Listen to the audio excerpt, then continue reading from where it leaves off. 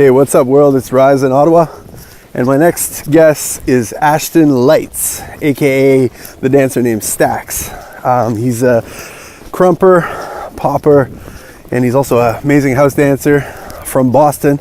Had a chance to sit down with him at the end of the summer after he was a judge at a battle that we held here in Ottawa.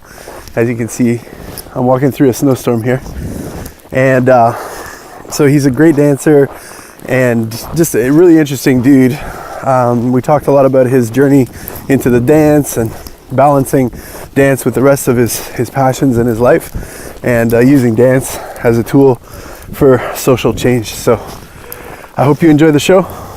Stackz, welcome to Gone Monk.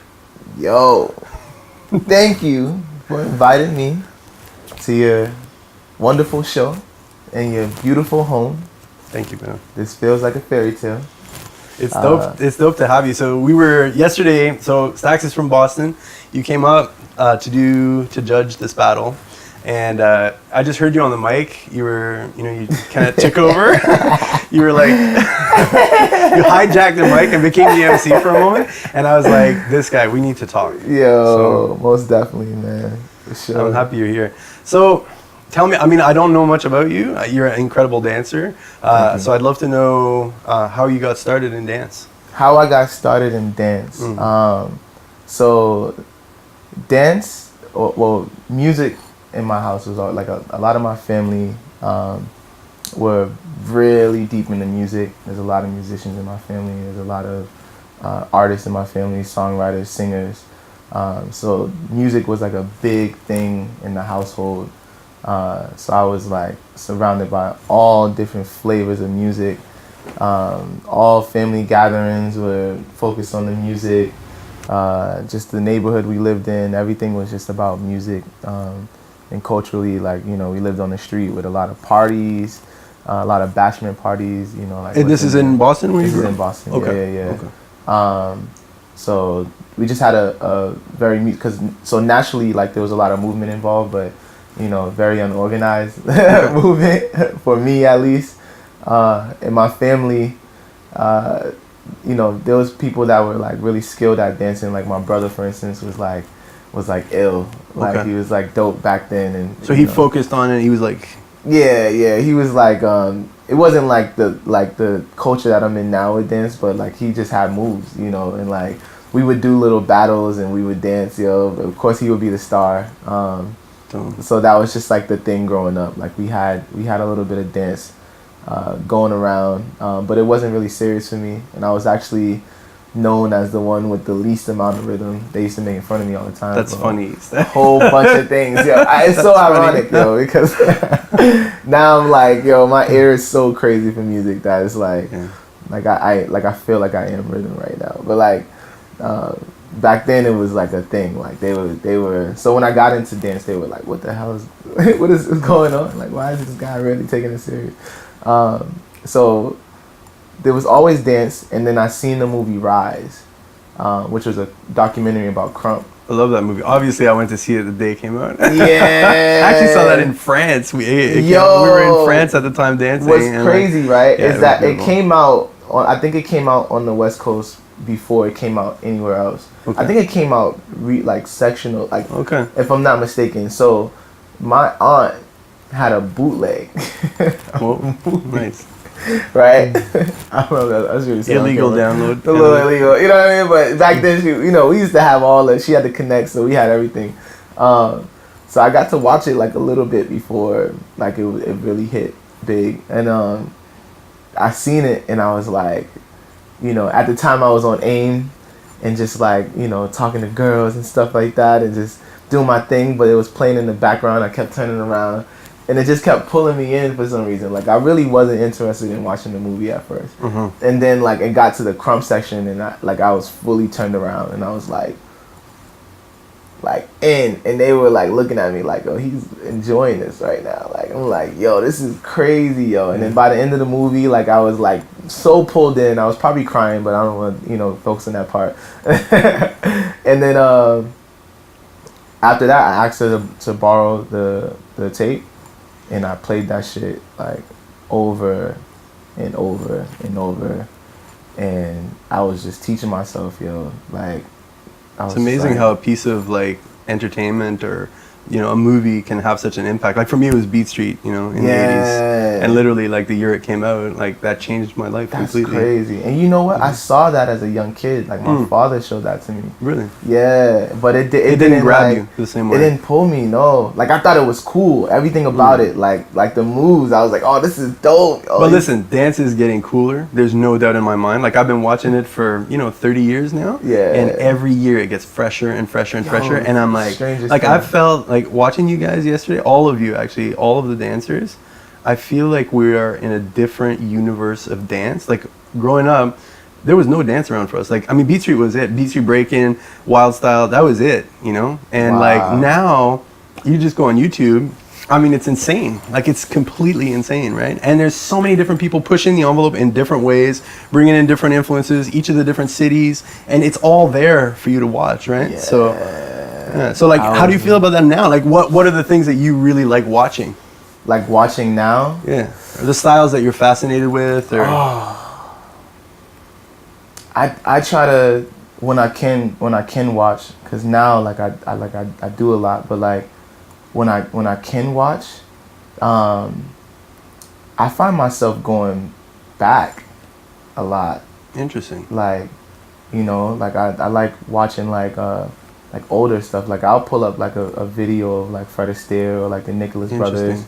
Bravo used to tell me Fred Astaire was like, that's what he wanted to be before hip hop. Like I just watched like these gestures that they do and how this is a whole different feel. So like if I like when I'm consciously like I want to see dance, I usually start like from like a while ago, and I'm like searching back. So but the styles that pull me in now, like I don't find myself watching a lot of it, but I try to keep up with different cultures that are not from my region. So like I'll watch like some Memphis Jukin. I enjoy watching Light Feet dance, yo. Like they have a crazy culture, yo. It's so crazy. I like watching. I like finding clips of dancers that are not like as popular that I've actually been able to see in person, and I like watching cause I'm into like animation, like heavy, like. I noticed yesterday, yeah. Like people who create these characters, yo, and they move through it, yo. Like I love that, yo, and I still try to watch Crump as much as I can. But to be honest, I don't watch a lot these days. Like you're busy. You're doing it a lot. Yeah, which is strange because like I used to watch a lot. Like I used to spend a lot of time on YouTube or MySpace. But now, I don't even get to watch dance as much unless it's just in person. So I make a lot of music with this guy in Montreal called Miguel Grassa. He's an old house DJ. He's one of the first house DJs in Montreal. And every time I would go over to his house, I would be so jonesing to like make music, So I would show up and be like, have all my instruments and want to plug in right away and play. And he would be like, yo, chill. He would make me sit down on the couch. And I was like, come on, let's record, let's do some shit, take a mic out, whatever, He'd be like, no, listen, I'm gonna play you some stuff. And we would just listen to stuff, and it felt like, and I was a lot younger at the time too, so I was really like, I was really extra hyped to work. But he would be like, no, sit, let's watch, or let's listen at the time, It was like, let's listen. And he would play me like 100 songs. Wow. And then after the 100 songs, I would just be like, wow. And a lot of the ideas that I had before that I wanted to get down were like no longer relevant, and the new stuff that was coming out was like extra fresh, and he knew that. He always that's his creative process, So I don't know if that crosses over into dance, but can you imagine if before you dance, every time you watch like 1,000 videos, that would take it would take time. If you had all day to dance. I do still get inspired by videos. Like even when I watch videos that I've seen before, they like unlock a part of my mind that they unlock an experience that I had like when I first watched it and how I was first taking that information in. So like You know, sometimes I can, but I find a lot of my inspiration from music is like, I feel like music is like probably more dominant of a like thing for me. And you're a musician as well as a dancer. I can play music. Like I wouldn't really consider myself a musician because like I don't practice often. Okay. You know, I still have the same keyboard from that I carry around everywhere I move from when I was 5 years old. That's great, man. Yeah, so I still have that same keyboard, but I don't get to play it a lot, and I don't get to make music as much anymore. But before dance, I was really big into music. So I was making beats. I was playing the piano. I actually had a band with my brother and my 2 cousins, and we were called Hope for the Future. I played the piano. That's my brother played the drums. My cousin played the sax, and then my other cousin played the bass. So we had a little thing, and we all sang. That was like a little thing for a while, and then my brother, he was like super skilled at the drums, so he got hired at the church to play, and he just started playing all of the services, yo. And like we kind of, as we got older, we just kind of fell off from it. But how do you see the similarities as an artist between being a musician and being a dancer? And how's it similar? How's it dissimilar? How's it not the same? Oh, the pain. It's a different physical involvement, right?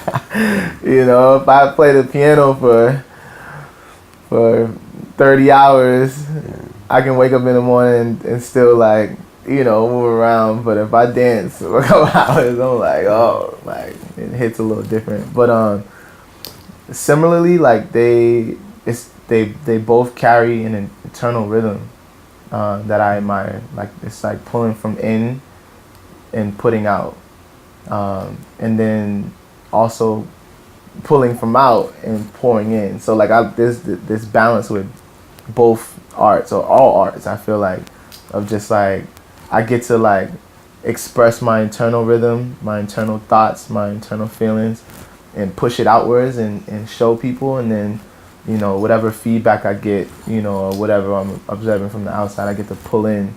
And I felt like that was the same. So when I was making beats, like, you know, I would like go into a zone and like, I felt myself like pulling out all these rhythms, yo. And I'm like, yo, this is crazy. And then like, whenever I would get that perfect like match, that layer, and I put it on, yo, like it felt like I was winning the lottery, like every time. I was like, yo, so like I would throw down the drum, the whole drum kit, and then I would layer in like these different sounds, yo, and every time it fit perfectly for me. I was like, this is crazy, yo, like it feels like, and that's how I feel like when I'm in the pocket with my dance, and I start like hitting like new rhythms or new combinations of movements or new isolations, yo. Like when I get to a new level and I get to like start like really digging deep into my expression, and I actually like get a chance to kind of like get comfortable with the things that I'm practicing on, it feels like the lottery over and over again. Yeah, it's amazing, right? Yeah, it's dope, yo. It's addictive too, right? It's a drug. It's a good drug. It's a cheap drug. It's the better of the minis. So when you're talking about the creating that you're doing, and you're talking about the rhythmic aspect of it. So like one of my questions I always try to get into with dancers is, how do you see the visual component of the dance versus the rhythmic component of the dance? Like, what's the most important to you? And then there's like a narrative component as well, where you're kind of storytelling. Like I noticed the tall guy from Toronto yesterday, he was a storyteller in his dance. I connected with that so much. Me too. I was watching and I was like, I was DJing too, so it was, I couldn't fully take it in, but I was mesmerized by how good a storyteller he is, you know? I think who did he battle? Waldo. Was he battling Waldo? He was battling Waldo. Waldo he's just a crazy battler, yo. But I by preference, I liked him better. But when I judge, I have to judge. Of course, by yeah. I mean, that's unbiased what you're there criteria. for, Yeah, is yeah, to yeah, make that yeah. decision. But so in terms of the, like, what are the different aspects of that? Like, to me, I see, you know, the rhythm component, the visual component, which is like, you're a visual artist as well as a musician, really, as a dancer. You're both. You're like you're a rhythmic creator, and then you're like a visual creator. You're creating these spaces, and then you can also tell a story too. So it's like almost three different sides of it, you know? Dance is very, like, multi-dimensional. It is, yeah. Like, you know, that's what makes it so special. I feel like it's like, even though it's driven by the music, I feel like it's like the highest level of expression. That's just my bias opinion. I feel that as well. Yeah, like it's special. It's everything in one, but it's still behind the curtain in a way where, like, you know, it's a little more information for the average person to take in at the amounts that they consume, like music or like any other type of visual art. It's not easily turned into a commodity. Yeah. You can't sell it, you know, very easily. I mean, there's shows like So You Think You Can Dance, and there's music videos, but, you know, and then there's like official dance piece presentations or whatever. But aside from that, you know, and then there's YouTube, but it's not like music where you can just have it and you keep it, you know? Yeah. It's ephemeral. Yeah. So how do you deal with that? Like, what are your goals with the dance, like, in the next few years? My goals with the dance, you know, I still have the same goals in dance from when I started. You know, dance, as much as it is like fun for me and you know, great for the eye, like dance is a tool for me that I use spiritually, you know, to heal and connect. So my goal was to develop, you know, my sense of awareness to the things around me as much as I can, and try to tap to the world and to everything around it and beyond it through, you know, these different movements, through moving my body around. And, you know, I've been really, really blessed with dance to be able to open up a lot of channels within myself to grow as a person. And I feel like I just want to share that with people as much as I can. That's amazing, man. Yeah. You're on a spiritual journey in the dance. Oh, it's real, man. And that, like, you know, it happened for me at such a young age, this like switch, and it was such a big jump, like, from being just like a kid who, you know, grew up in a, you know, like kind of like a rough household. You know, there wasn't like there wasn't many, like, I had music, I had this keyboard, but it didn't feel like it was a big enough outlet for the type of stuff that I wanted to get out. And then to tap it into this whole culture of dance, that was like, honestly, it felt like some I felt like I walked into a hidden temple in like Shaolin. Like, I felt like like I met these people and we were just like on some like next level. And then, like, in my mind, I'm like, yo, I think every child should have this, like every kid should have this thing. Like, every person should be able to walk into this special, and it doesn't even matter what it is, it doesn't even have to be dance, but they should be able to walk into that feeling of being like, oh wow, this is it, like, this is what I was waiting for, this is what I was asking for, you know. And I got to have that moment early. So I started. How early? How young were you? I was a teenager, so I had to be about like 15, 16. Developing, and like, you know, Crump community is a very special pocket, and we had these little cliques, but under one big organization. So, like, you know, we formed these little tribes, I would call it. So, like, we have a little homie and big homie system in Crump.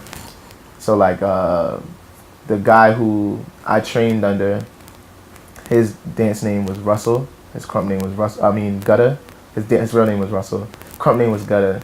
And when I got down with that crew, I became Kid Gutta. And then, like, there's a Junior Gutta, and, you know, I became Twin Gutta. And then there's like all these different. They take on like a piece of the name of the person that is kind of teaching them. So that was already, for me, was like, yo, this is so crazy. So like, it felt like, so then I'm Stackz. So I had a little Stackz. I had all these different crazy little boy Stackz. I had kid Stackz, junior Stackz, twin Stackz, boy Stackz. I even had I had a infant Stackz. It was my cousin's son. He was real small. I was training him up. He was real buck. Yo, I had a girl Stackz.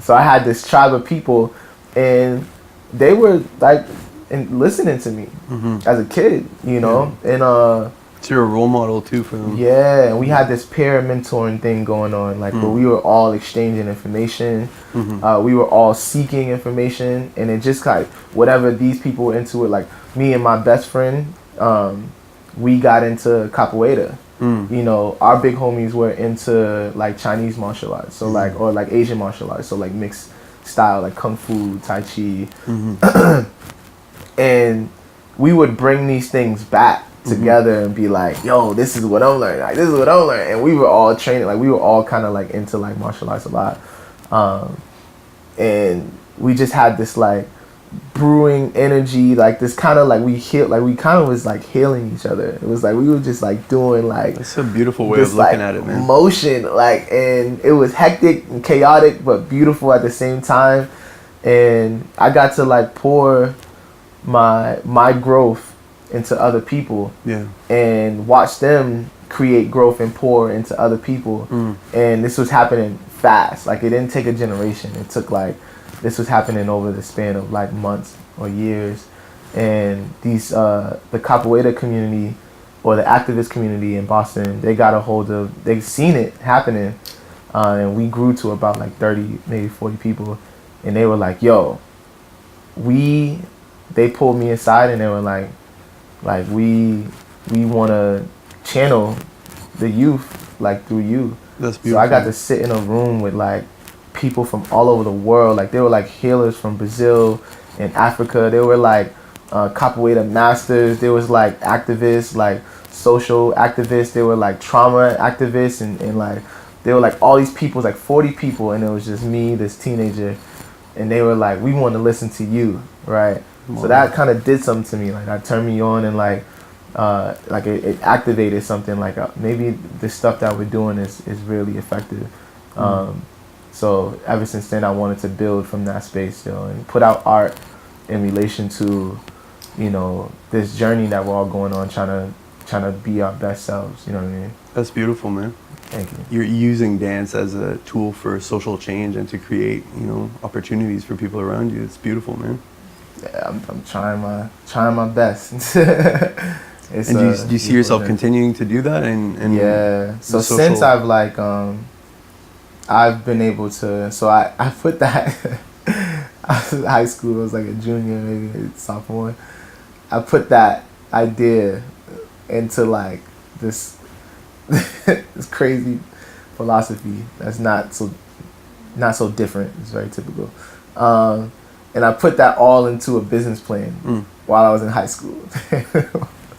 And my mom was like, "What is this? Like, what are you doing?" Like, and I don't think she knew how to take it in at the time. You know, like, she was like, "Business plan? I ain't never seen nobody write no business plan." But I was so gung ho. I'm like, "This is what I want to do." Yo. I just remember their faces, yo. My teachers were like, "Yo, this is." My teachers were impressed, yo. I have teachers that I'm still connected with today because they're like, "Yo, what is this dude trying to do?" And they've been like a really big help.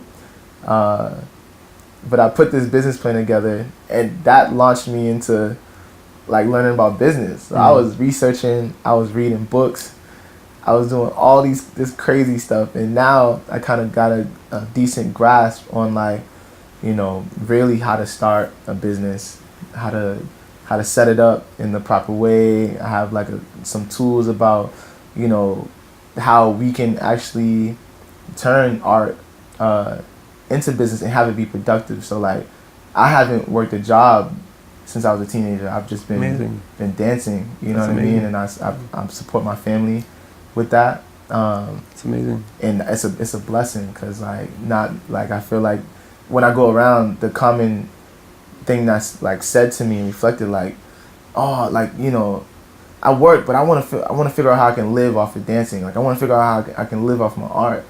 And so I started developing a way for people to kind of be able to do that. But in there's a whole bunch of stuff about, you know, like I felt like because of the journey I was taking with like trying to tap into myself on an emotional level and like figure out what these things are, and then tapping into myself on an energetic perspective and like on an energetic level, and then trying to like figure out like what this energy was, yo. Like I feel like that's what really created this like it created a momentum for me to be able to do it, you know, because like I have like a very weird amount of faith in dance. Yeah, like in this journey, like I have, it's very strange because like sometimes I'm like, this is really chancy, like this is so edgy, yo. But then it's not at the same time. Like the more I keep learning, but then I'm like this could all be very, very easy if I just like, you know, became like a computer engineer, or like, you know what I mean? Like it's also the jump science. And the net will appear, you know? It's like you gotta take that leap of faith to do it. Yo, it's so real, yo. Like, cause it's scary, but it's like, just do it. And then like, all of a sudden it happens, yo. And like. The universe provides, you know? Yeah. Now I'm in this space. I have a studio of my own in my home. It's beautiful. It's off the water in the harbor. And I get to throw my events there. Amazing. I'm throwing my event that's coming up in September there, and like everything just pulled together, yo. Like I have these, you know, these mentors, supporters, and these community of people, and I'm really like pushing, and you know, I'm in the very narrowest like pocket of the industry, because like, you know, like I don't really focus on dance as an entertainment, but more just like like preserving culture and pushing culture. So like I only run like fundamental courses at my school, and then like you know, I really focus on trying to create events that help promote, you know, the history of the people who like, you know, started the movement, the dance movement in Boston. So it's a very narrow pocket, you know. Like I don't have a selling point that's like, you know, if you come to this studio, you're gonna be on MTV in 2 years, or you're gonna win this award. It's like, there's a lot of that around here. People are trying to sell, you know, this dream. Yo, I don't have no selling point, but for some strange reason, it's working out. They see you, and they see what it's giving you, and what it's doing for you, and the place it's putting you in, and they want to understand it more. That's dope, man. No, you're being honest with it. Yeah, it's real. Yeah. So how is Boston right now? Like, is it a good place to dance? Yeah. Because it's growing, Boston is an interesting city. You know what I mean? Like, you know, we have a lot of really great colleges, so a lot of our dance scene is in motion, is what I call it. Like, it's just always cycling people. You know, like they'll come here, they'll be here for 4 or 5 years, maybe 2 or 3, maybe 1, and they just like filter out. Like Jane, like she's in college, you know what I mean? So she's here in Boston. She's from San Diego, Mexico, and you know, we always hope for people to stay, but they come and they move. So it's just like always like changing, which is like can be a bad thing if you. I mean, if you look at it that way, but for me, it's interesting. Like it's like all this inspiration coming fresh in, energy fresh energy all the time, and I'm working hard to. We're really starting to grow closer together, because, like, unfortunately, we had some recent deaths, you know, that we're all like working through.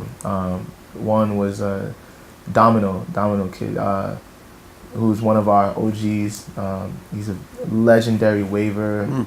His story is like untapped into, but if you talk to a lot of like really, really great wavers, like the source always kind of leads back to Domino and Shallow. And he passed away in February, and then just a few weeks ago, Float, who was an OG from New York and Boston, like he's, you know, both, he recently passed away.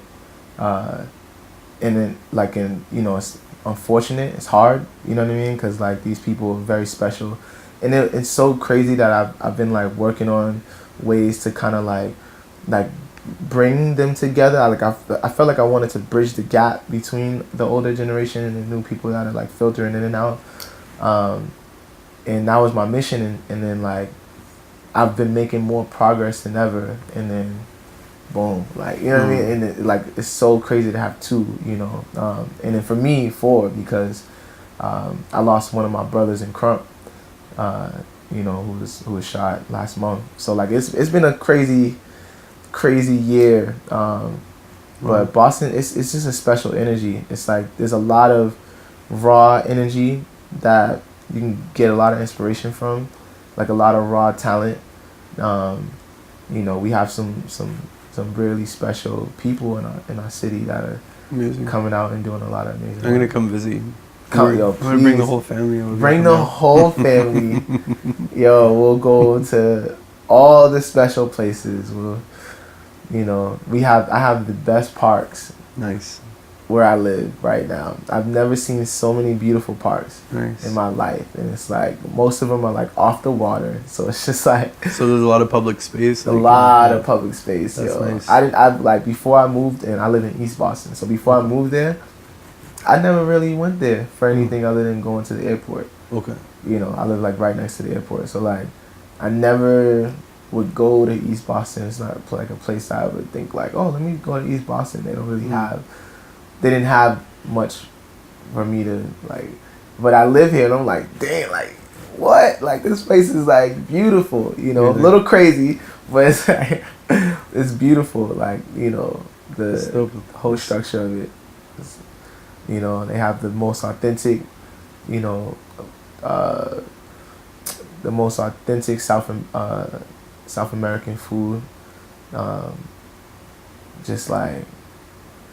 Just all these different cultures brewing in one little pot of a city, and you just walk down the street, it's get the best, the best Mexican or the best South American dish, and then like you walk 2 blocks down and get the best authentic Italian dish, you know what I mean? Like it's just I can walk to the park. Then like I can walk a trail and they have all these herbs that are planted along the trail. Amazing. And you can pick them if you want. You can they're just there. You walk and it has like a mural that tells you which herbs you can even eat or which ones are medicinal, which ones are.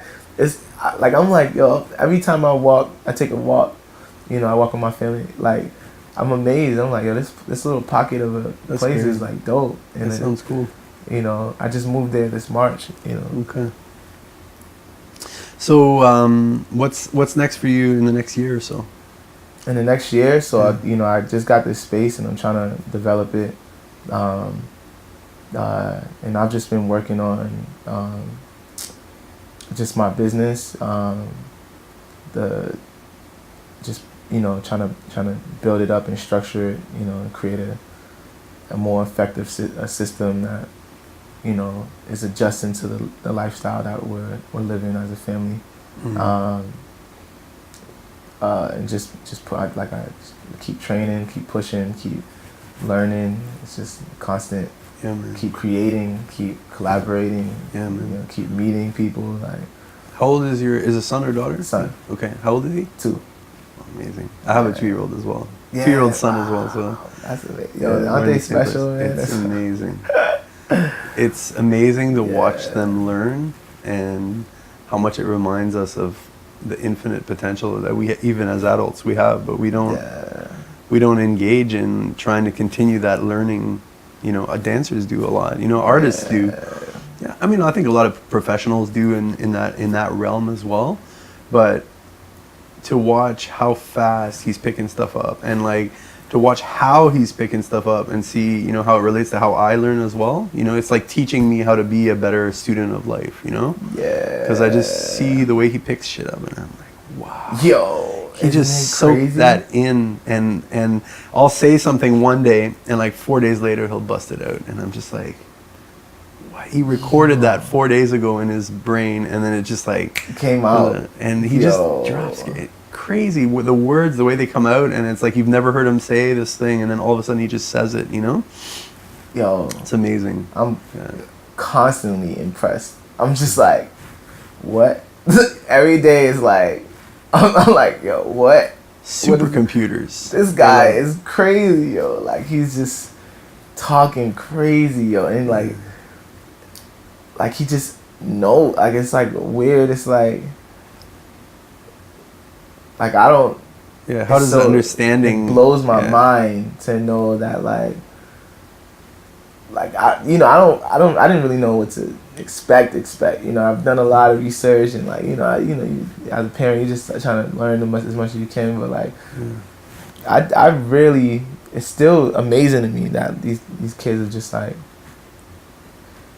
he's just knows things. I'm just like, what? Like, you know, he's having full blown conversations, and I'm just like, this is blowing my mind. Like, it is mind blowing. How did you learn? Like, and you're like seeing the brain work in real time, like the brain develop, yo.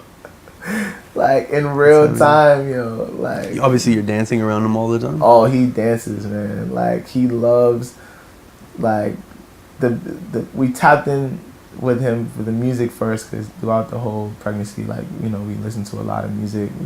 We would like just play music, you know, we would go to sleep, and then like classical, like we did like the whole shebang. So like he really like he wouldn't even sleep. He wouldn't even go to sleep. This is stressing her out.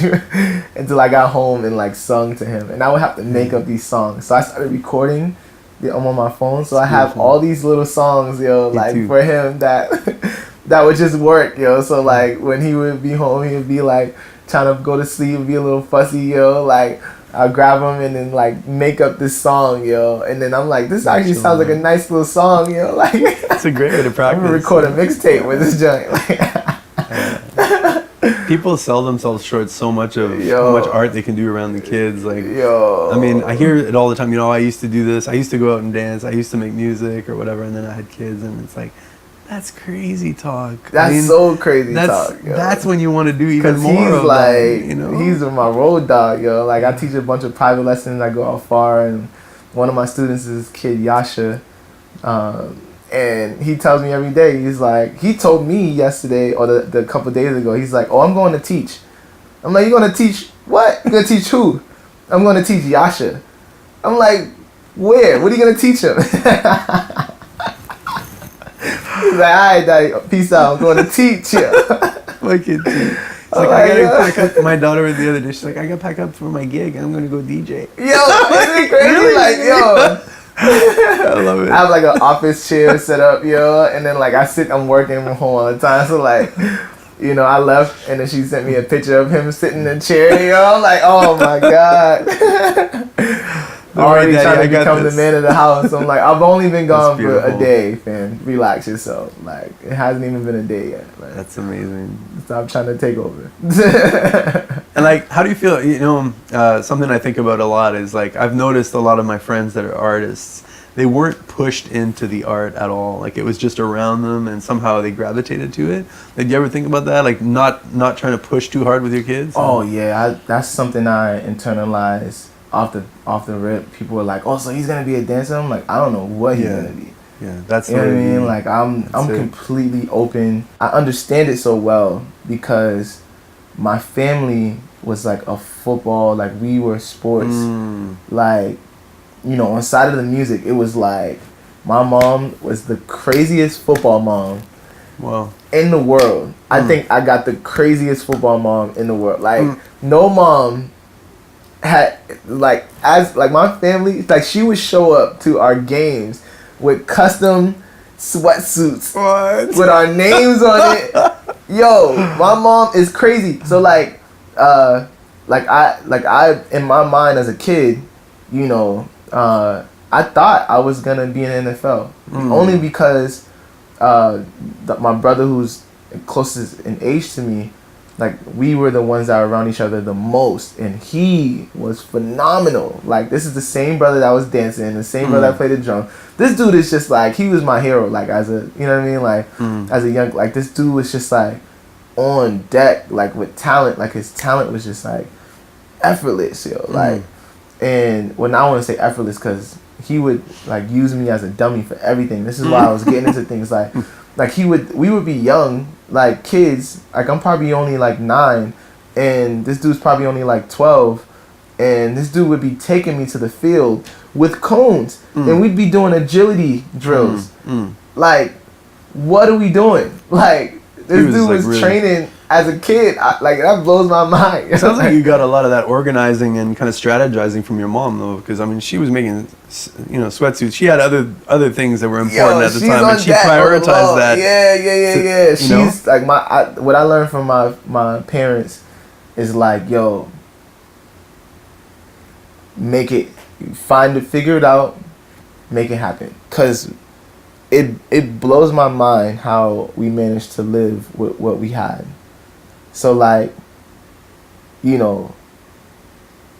managed to maintain this household, and like when I start like, cause I was always digging and asking questions, I was like doing my research about like what we actually had. I'm like, how do we do that? Like how could we even like, make like how do you know what I mean, like me having a family now, I'm like, how do they even do this, yo? Like this is ridiculous. So like the ability to just like look at something and be like, all right, let's make it happen. Like we gotta figure out a way. You make do. So like I definitely, she was like on point with that, and she was like, they're very like straightforward, and they're very like hardcore, like what they believe, like, so I got that from them as well, like being like, yo, like this is it. Like I was just making decisions like, yo, we're doing it. You know what I mean? Like, my parents were like fearless, yo. Like I was gonna say like I remember this one game, yo, as a kid, we're playing and like I feel like we were in like Plymouth somewhere, but the ref had made like a bad call that she thought was a bad call, and this was like towards the end of the game, yo, and like she, like they're loud, like our football parents for Pop Warner were loud, yo. So like she comes down the bleachers, hops the gate, chases the ref. The ref is running and laughing like, yo, what's good with this lady? Like she's crazy. So like they had a hard time adjusting to the fact that I was dancing. And I remember that struggle. Like I remember that, like, when I was like, cause I mean it just worked out perfectly. At the time it didn't feel perfect because I was dealing with a lot of, stuff with the school that we were at. Unfortunately, a lot of racism, a lot of towny type. There's a lot of vibe. They gave me a lot of trouble. They gave my brother a lot of trouble, and I don't even know why. He was so amazing at the sport.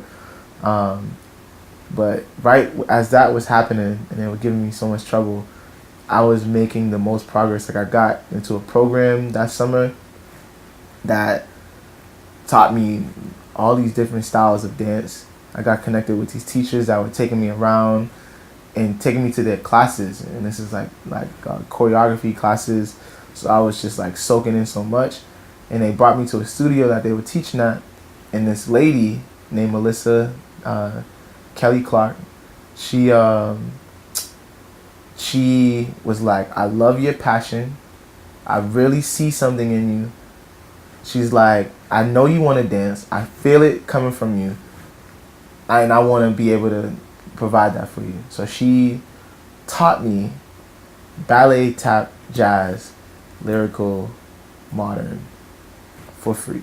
Amazing. For a year. So this is that senior year. I'm going back in this football season, and I'm having so much trouble with these people, and I'm leaving football practice, and I'm going to dance for like another 5 hours. Wow. like, you know what I mean? All I had to do was get there. It was far away, you know, it was a struggle.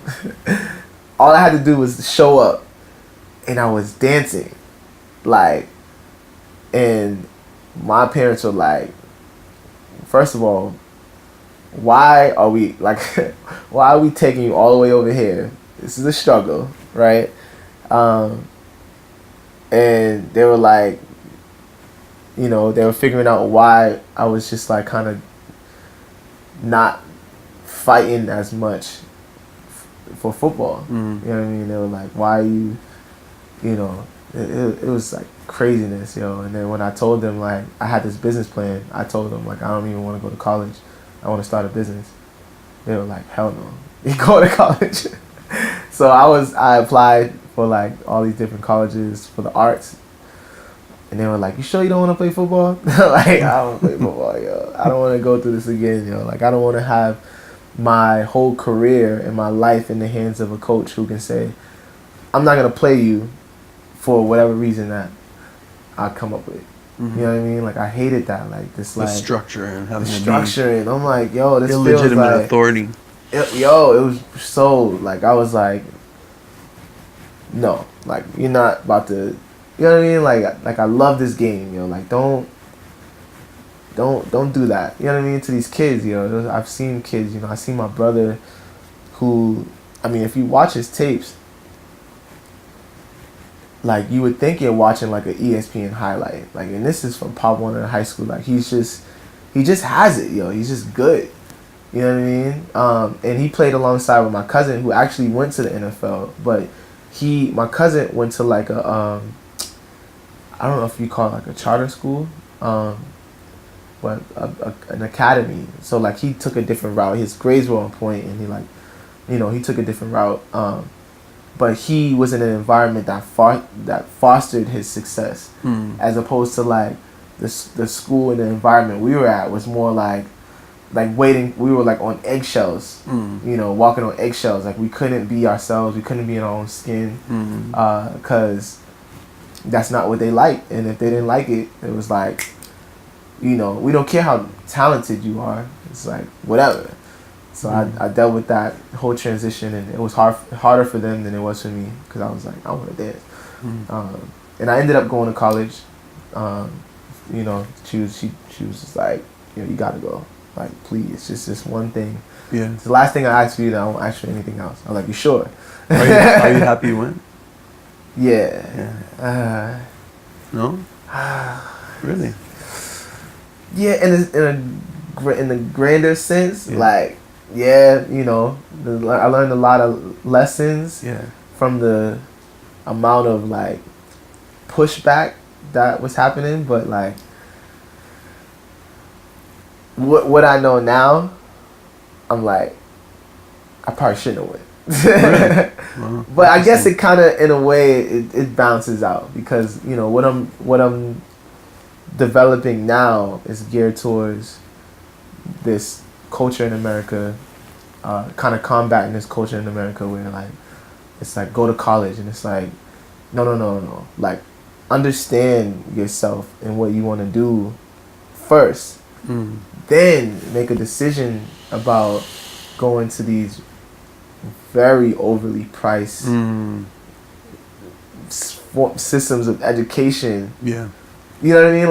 Like understand yourself a little more first. Then you can make a more calculated decision about signing a paper that, you know, is going to be hung over you and say, like, you owe us this amount. Like, the culture in America, I don't know how it is in Canada, but the culture in America, it's not as expensive as in the States. Oh my God. It's still expensive, but there it's crazy. It's like, it doesn't even make sense. Like, when people are talking about college, like, I'm like, you know, unless you're, you know, medical, you know, legal, which is like required, and like a couple other things that are more so required, unless you have a very direct plan. Like, when you go into a bank to get a business loan, you have to have a business plan. You have to have projections. Like, you have to have all this stuff. But when you go to college, all you have to do is sign a paper. And I'm 18. You know, So like, it's a big decision. It's like, yo, it's a way bigger decision than just like go to college. It's like that whole idea of like, yo, go to college and get your education so you can have a better life. It's kind of falling apart. Because we're starting to see that all these kids are going to college and it's not exactly lining up. You know, like I have an aunt who has like so much education, so many degrees, and that for a point in time, for a year to span, she couldn't work a job in her field because she was overqualified. That happens here too. In fact, one of the things that is lacking the most here is people to do the manual trades, like carpenters, plumbers, electricians. There's nobody that wants to do this work. So those fields, they're making tons of money. And it's like a 1 year, 2 year college degree. You get in as an apprentice, and then you can learn this skill that you can do for the rest of your life. You'll be set for life, you know, whereas there's tons of lawyers graduating, business people, computer people, and some of those people are having a harder time finding a job, right? So common sense. So, I mean, what lessons have you drawn? We only have about 5-10 minutes. Then we're going to go over and to a session that we have running this afternoon at the NAC. And our friend Kosi is going to be teaching, and we've got a DJ from town here, Mellow T, is going to be playing. So we're going to have a lot of fun dancing, but we only have about 5 minutes left. So I just wanted to wrap up with some closing stuff. So it sounds like dance has taught you a lot, you know? Yo, everything. Yeah. It's really shaped you. Yeah. Yo, dance, I always say, biggest teacher. It's the biggest channel for me to tap into my own curiosity, like my own, that's how I started to think about self and purpose and all that stuff. It's because I wanted to figure out like what I wanted to do with this dance, with this energy. The people that I met through dance were all very special people, you know, that all guided me in different paths and different walks. Perspectives and stuff like that. So like, it's all good. Definitely the best teacher for me. Yeah. What would you say to a young person who's starting out in dance? Somebody who's say in their mid-teens and they're interested in dance. What would you say to them? Just do it. Just do it. Like, and somebody who doesn't know how to get into it. Let's say, for example. It's 2018. There's that whole know how to get into it is like kind of like an excuse at this point. Like you got everything you need. I only had a small room, and you know I got yelled at for stomping and making a whole lot of noise. Crumping in the room. There was like, yo, we had to start crumping. Before light feet was like a style. Crump in the basement. We used to be like, light feet crump. Like, yo, when you come through, yo, light feet, yo. We used to like, have to like control our stomps, yo. Like, you know what I mean? And then like, every time I was out with friends, like regular people, I was dancing in the car mirror. Everybody hated it. But you couldn't, like, if you want to do it, like, just do it. Like, I did every chance I got. I was like, you know, it's in class. Like, period's about to end. We're all talking. Like I'm gonna get this bucket. Like, you know what I mean? Like, under my table, my feet were always like working on some footwork. Like, yo, I'm about to get this. You know what I mean? Like, I was like walking, like on the bus. I would see some, I would see wherever. I was at the train stations. I was taking the bus in and out a lot. Train stations was getting off in the train station, yo. I remember this one guy came up to me and was like, yo, what the fuck are you doing? And I was like, I'm dancing. He was like, yeah, right. It was like a beginning time, so I was probably really whack. I probably looked really crazy. I was crumping, but I didn't give a fuck. I was just like, yo, I'm buck. Like, this is, I feel this buck right now. So like, just do it, yo. Like, don't, everything's gonna come. Everything is gonna come.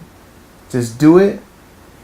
Go. If you see an event, go. If you see people dancing, talk to them. If you like, that's beautiful. If you do it, everything just comes together, yo. At least from my experience. Mine too, man. Yeah. You gotta just go and do it. You gotta follow it. Yo. Follow your inspiration. Hell yeah. And then I'm really sorry to have to cut this short because I feel like you and I could talk for a really long time. Yo, we can talk forever, yo. You guys and we will. We'll do another one. But I'm just really glad that you ended up making the time to do this. I know it was a really rough morning and stuff, and we squeezed it in, but I'm really glad we did, man. I was trying to Thank wake you. up. I was like, Let's go, Dan. hell yeah. Yeah. Let's Thank dance. you for being here, bro. Yo, thank you for so having much. me, man. I It's appreciate beautiful. you. Yo. Hell yeah. Thank you. Peace. Shout out to y'all. You know what I mean? Ha. All right, man. Let's go and do this thing.